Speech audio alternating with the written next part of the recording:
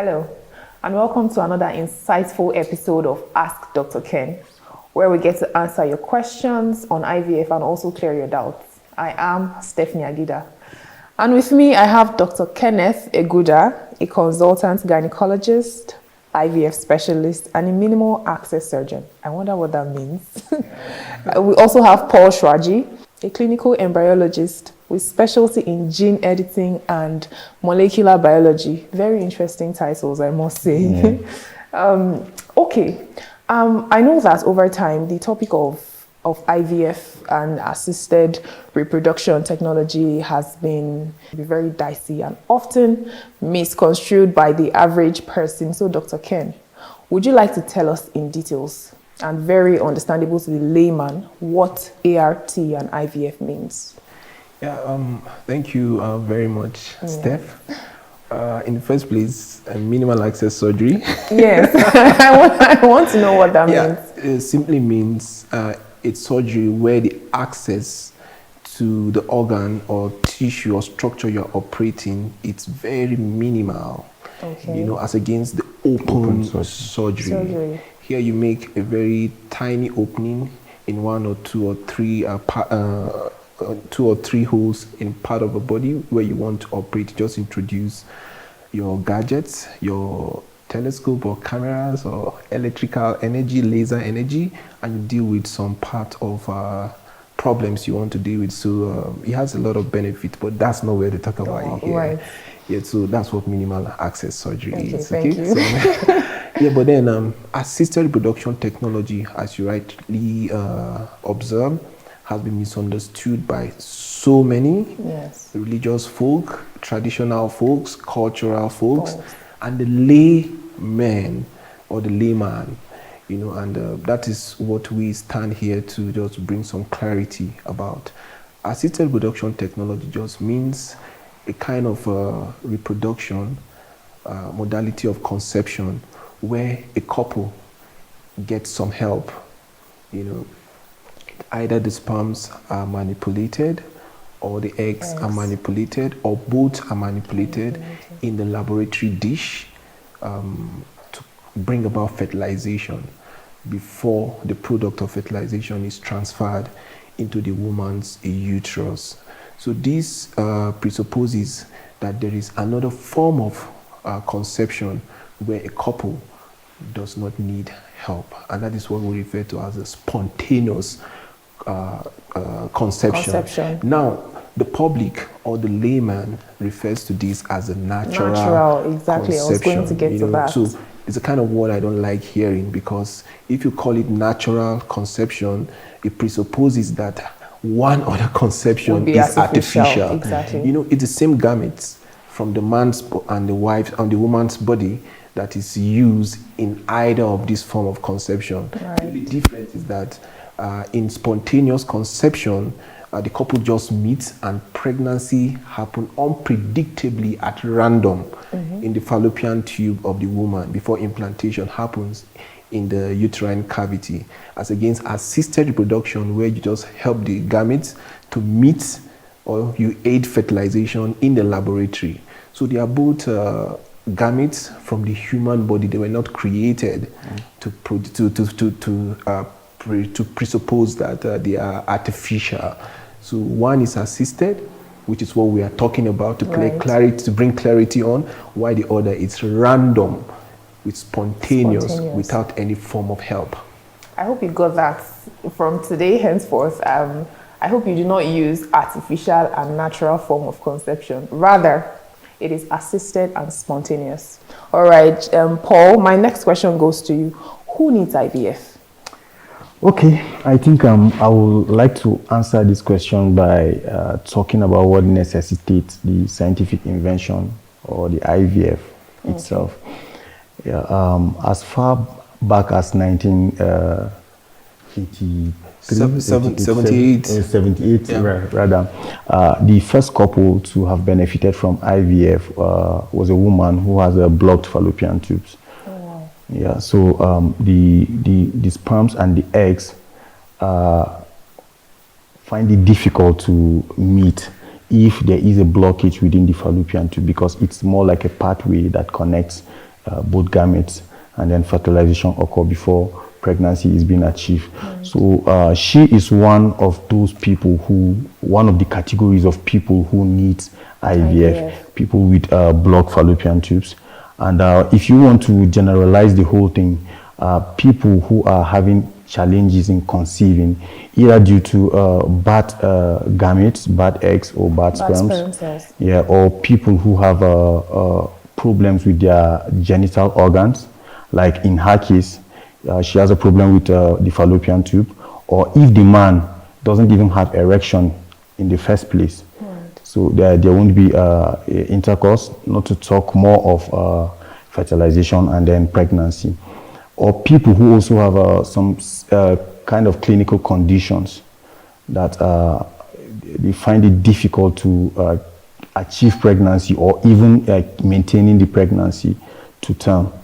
So we have a whole lot of categories of people within this particular area that needs IVF. So yeah, if I have to add some few points to this, these days you have a lot of ladies getting married at very advanced age. And science has it, or biological science has it, that once a woman gets to 37 years and above, there is an accelerated reduction or decrease in the number and quality of eggs. And then you get to 40 and past 40, where she has no good eggs for conception. Then you get to 46 or even 48, when most women don't even have eggs for reproduction. At those stages when people get married, the common way and fastest way and the most realistic way to get pregnant is by assisted reproduction technology using egg donation, because at that point they have no eggs or good eggs to make for pregnancy to occur. So those category of people need IVF with egg donation. These days we also notice that there's a lot of abnormalities with sperms coming from exposure to radiation material, picking up and carrying of phones in the pockets by guys, because phones has a lot of waves or microwave that it emits that could damage the gametes of men. I think we're actually going to get to that. So we'll talk about that in a little bit later. So we have poor sperms or low sperm count, or men who cannot ejaculate sperms to the external because the duct for sperms is blocked. When you have men in these categories, they need IVF, because with IVF you could use one good sperm, just one, or few good sperms to fertilize an egg, which would not happen in a spontaneous situation where a man meets with his wife. You could have other reasons why people need IVF when they want to have a gender selection for family balancing. IVF could be used to address this in part of the world where gender selection is not frowned at, or where gender selection is not prohibited. People may also need IVF when they want to plan their lifestyle. When you have people having same-sex marriages, for instance, a man getting married to a man, or a woman getting married to a man, that presupposes that the spontaneous modality of conception will have been distorted by those kind of marital relationship. So they need one form of gametes to be donated from somewhere else before pregnancy is done. And they may even need surrogacy, for instance, another woman to carry the pregnancies for them. They need IVF. Sorry to interrupt. You mentioned something, you said something about the biological clock of a woman. When you want to get married as a woman, if you marry late, in the context of, African countries and all, is it the same for men? Is there a particular time when they are a particular age where their sperm cells begin to decline, just as it is for the woman? Because I know oftentimes we talk about the woman, she's getting old, when she marry, things like that. But does it also happen for the men, for the male folks? Yes, I'm glad you asked this question, because the knowledge of reproduction is changing, is becoming very accelerated, and we know a lot now than we ever knew about the sperms of men, about the age of men. Yes, there is also a depletion or deterioration of the sperms of men as they are advancing in age. The quality of sperms deteriorates, the number of sperms or the quantity also deteriorates, and then there's a lot of abnormality that may go on with the genetics, the DNA that makes up the sperms. So it happens with men too. It was never known before, but now we know a lot of this, and this makes a lot of women unable to get pregnant, especially when they are married to very advanced age men. Yes. And when pregnancy happens, whether by IVF or spontaneous conception from advanced age men sperms, there's a likelihood of miscarriage to happen, or children born with a lot of abnormalities like autism or even some genetic syndromes, happening when sperms, and a lot of miscarriages could happen. And these days, because of the abnormality with sperms, a lot more miscarriages happen. So yeah, men shouldn't naturally take the pride on, I'm 80 years, I'm 70, I can easily make a woman pregnant. It's not just about making a woman pregnant anymore. It's about the quality of pregnancy and the quality of a baby or an offspring that is birthed from such kind of conception. Yes, as men age, men should also have biological clocks. Clocks, exactly. Yeah, so as far as women, in as much as women are known to always have biological clocks, men have also the biological clocks. Just that theirs may be more extended than that of the woman. So there's no pride in it. And also, a lot is coming to be said about sperms. They deteriorate a lot now, especially the kind of sperms that bring about the male gender. There's a lot of assault and insult upon the Y chromosomes of men that can make men impotent a lot and cause a lot of miscarriages, especially as it relates to male fetuses. Wow. If you're a man and you're watching this, you've always held the notion that, okay, at any age you can get married. Remember, your sperm quality and quantity may be on the line.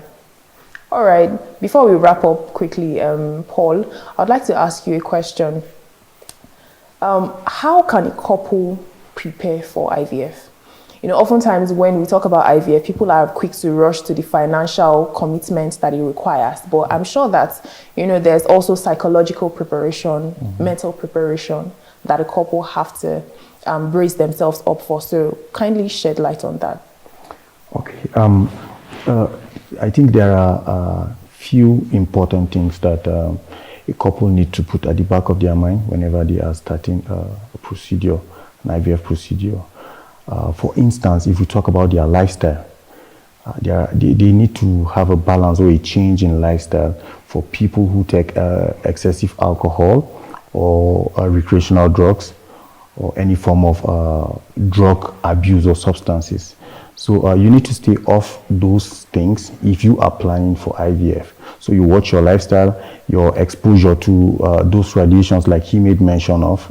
And if a woman or a man is obese, for instance, it also has an effect on it. So a healthy weight is always recommended. So how long before the IVF procedure should one abstain from drug usage? And for example, if a person is an alcoholic, they don't just change overnight. How long do they abstain? Well, we don't really advise people to change for the sake of the IVF itself. So you can change for as long as you need personally for your own self.